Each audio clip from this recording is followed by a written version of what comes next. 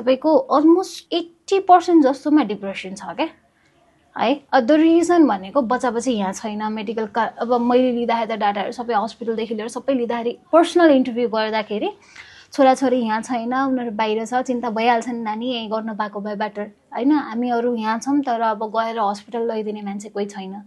अनि खानपिनहरू कस्तो छ भन्दाखेरि अब बुहारीहरूसँग बस्दा उयोहरूसँग बस्दाखेरि पनि हामीलाई कस्तो चाहिन्छ भनेर बुझाउनै गाह्रो छ होइन। दाँत हुँदैन, जेस्टेसनल प्रब्लम भइरहन्छ, अरू डिजिज कन्डिसन हुन्छ, त्यही माथि खाना यस्तो पऱ्यो क्या जसले गर्दा पेट दुख्यो भने भन्ने कम्प्लेन गर्ने ठाउँ हुँदैन। सो कस्तो फुड दिने भनेर पनि घरको मान्छेलाई पनि आइडिया हुँदैन क्या। Not every one is medical professional or nursing गरेको मान्छेहरू त हुँदैन नि त। त्यो एल्डरलीलाई कसरी केयर गर्ने भनेर थाहा हुँदैन क्या।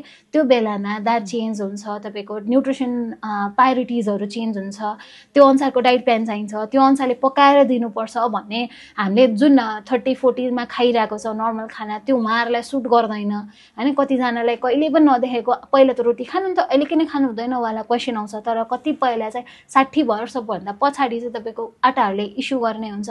कतिजनाको मेडिकल कन्डिसनले गर्दाखेरि चेन्ज भइरहेको हुन्छ बडीको चाहिँ मेकानिजम होइन। सो त्यो बुझाउन गाह्रो छ घरमा। हाम्रो लागि खानै पाइदिए ठुलो कुरा हो भन्ने फ्यामिली कतिजना हुनुहुन्छ जो चाहिँ अरूमा डिपेन्ड भएर बस्नुहुन्छ।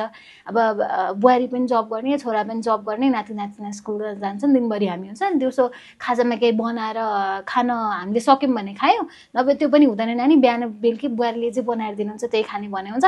कसैको हामी 2जना श्रीमान श्रीमती मात्र बस्छौँ नानी, अब बच्चा बच्ची सबै बाहिर छ, जे पकाउन मन लाग्यो भने बनाएर खायो, नभए यतिकै छोडिदियो। मेडिकल कन्डिसन छ, सुगर छ, त्यही पनि दे आर अभोइडिङ फुड क्या। सो यो कन्डिसन छ।